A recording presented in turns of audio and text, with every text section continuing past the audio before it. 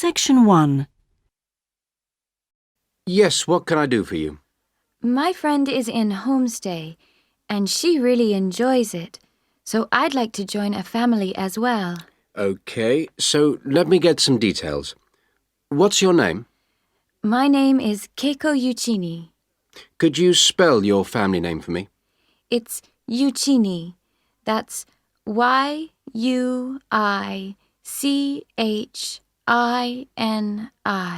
And your first name? It's Keiko. Keiko. That's Keiko Yuchini. Okay. And you're female. And your nationality? I'm Japanese. Right. And could I see your passport, please?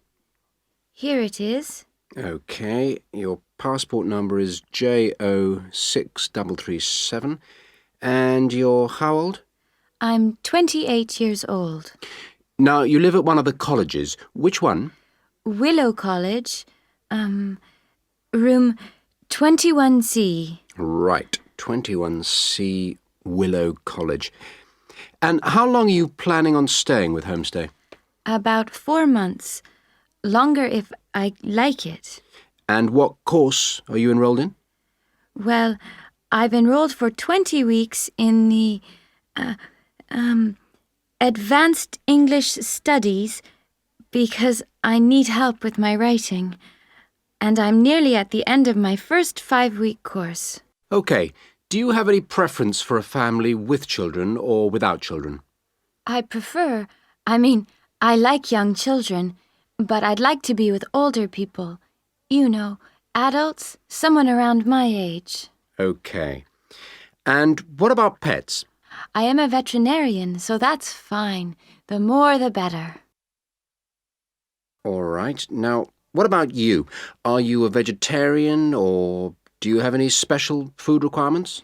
No, I am not a vegetarian, but I don't eat a lot of meat. I really like seafood. And what are your hobbies? I like reading and going to the movies. Do you play any sports? Yes, I joined the handball team, but I didn't like that, so I stopped playing. Now I play tennis on the weekend with my friends. All right.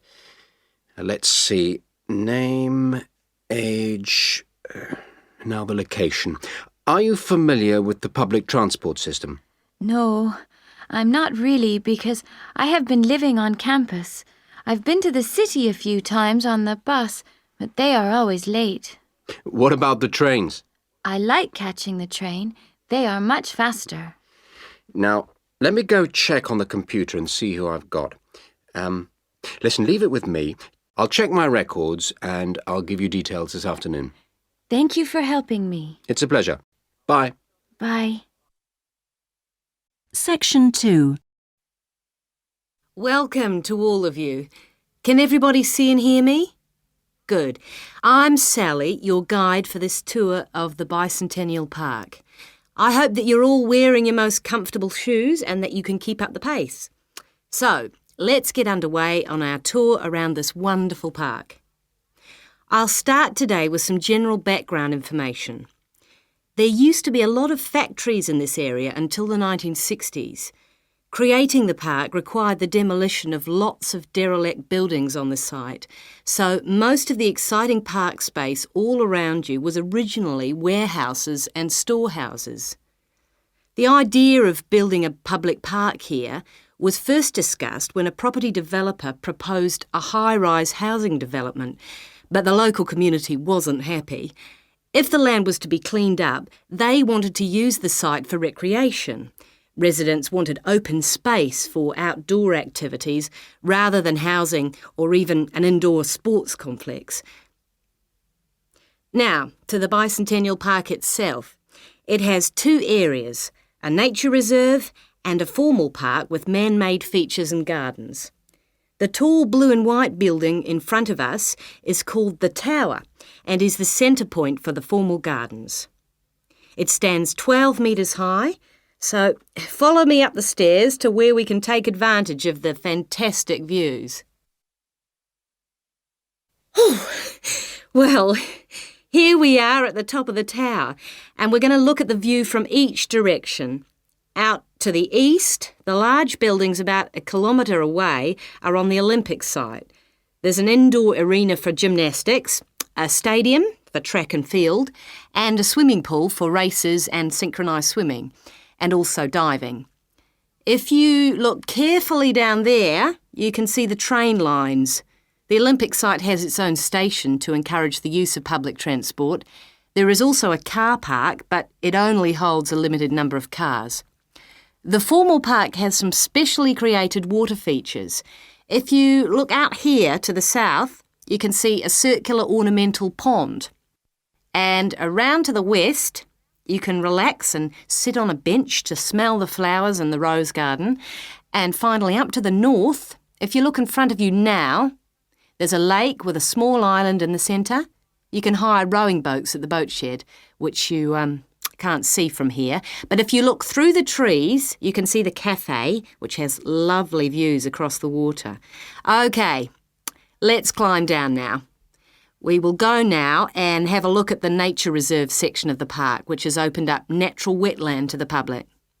The mangroves have been made more accessible to visitors by the boardwalk built during the park's upgrade.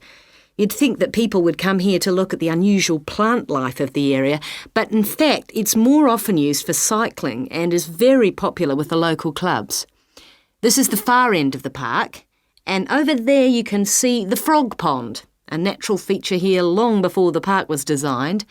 Just next to it we have our outdoor classroom, a favourite spot for school parties. The area is now most often used by primary schools for biology lessons. And finally, let's pass by the waterbird refuge. This area is in a sheltered part of the estuary. That's why the park's viewing shelter is a favourite spot for bird watchers who can use it to spy through binoculars. You can watch a variety of waterbirds, but most visitors expect to see black swans when they come to the shelter. You might spot one yourself right now. Well, here we are back at our starting point, the Visitors Centre. Section 3. Remind me, Trevor, how long is the presentation? Dr. White said 3 per hour. So about 20 minutes. Well, it'll be 15 minutes per presentation. And 5 minutes for questions? And is this one going to be assessed? No, not this time round, because it's the first one, you know. Oh, good news. Well, Trevor, what are we going to include? Well, do you think we ought to give some historical background? Oh, no, definitely not. We won't have time. OK, but I think we ought to say something about the geographical location, because not a lot of people know where the islands are. Yes, OK. I'll take notes, shall I? Yeah, that'd be a help. So, geographical location? Then we ought to give an overview of the whole education system. Shouldn't we say something about the economy? You know, agricultural produce, minerals and so forth? Well, Dr. White said we shouldn't go into that sort of detail. But it's pretty important when you think about it, you know, because it does influence the education system. Look, let's think about that one later, shall we? Let's see how we're doing for time. OK, so general overview of education? Of course. And then the role of English language. No, that goes in the language policy seminar, don't you remember? Are you sure? Positive. All right. So those are the topics we're going to be covering. Mm-hmm. We need to think about what to prepare. Dr. White said he wanted us to use plenty of visuals and things, and we might as well try them out when we're not being assessed. Well, the most important thing is the overhead projector. No problem. We'll get that from the media room. Must remember to book it. Well, we'll need a map, of course.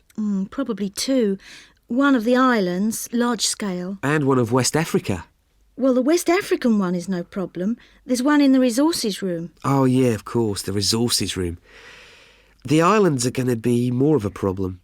Tell you what, there's a very clear map of Santiago in that tourist brochure I showed you last week. Don't you remember it? Oh, yeah, that's right. We can just use the tourist brochure.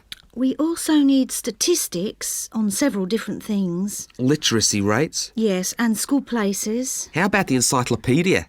Nah, not up to date enough. Why don't we call the embassy? Oh, Oh, someone's enthusiastic. Well, if something's worth doing, I know, it's worth doing well. OK. we can find out statistics on school places from them as well. Might as well. Look, Julie, it's almost time for our tutorials. We can meet again on Monday, but we need to prepare some stuff before then. Section 4. In today's lecture, I'm going to talk about monosodium glutamate, or MSG as it's more commonly known. Now, MSG, as you probably know, is a flavor enhancer, which is used particularly in Chinese and Japanese cooking. Today, I am going to explore why it is so popular in these cuisines, and more importantly, how does it enhance the flavor of food? The main reason why MSG is more commonly used in Japanese meals is tradition. For many thousands of years, the Japanese have incorporated a type of seaweed known as kombu in their cooking, as they discovered it had the ability to make food taste better. But it wasn't until 1908 that the ingredient in kombu, which was responsible for the improvement in flavor, was actually discovered to be glutamate by scientists working there. From 1908 until 1956, glutamate was produced commercially in Japan by a very slow and expensive means of extraction.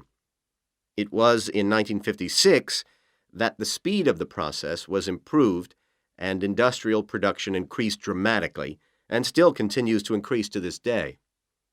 In fact, hundreds of thousands of tons of MSG are produced all over the world today.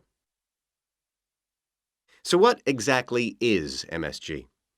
Well, monosodium glutamate contains 78.2% glutamate, 12.2% sodium, and 9.6% water. Glutamate is an amino acid that can be found naturally in all protein-containing foods. So this includes food such as meat and cheese. It is widely known that Chinese and Japanese food contains MSG, but many people don't seem to be aware that it is also used in foods in other parts of the world. For example, it is found in commercially made Italian pizzas, in American fast food, and in Britain, MSG is used in things like potato crisps. So, how exactly does MSG work? Well, in the Western world, we commonly talk of 4 tastes, and I'm sure you're all familiar with the concepts of sweet, sour, bitter, and salt.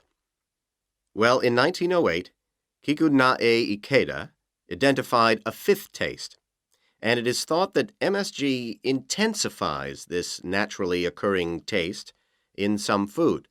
It does make perfect evolutionary sense that we should have the ability to detect or taste glutamate because it is the amino acid which is most common in natural foods.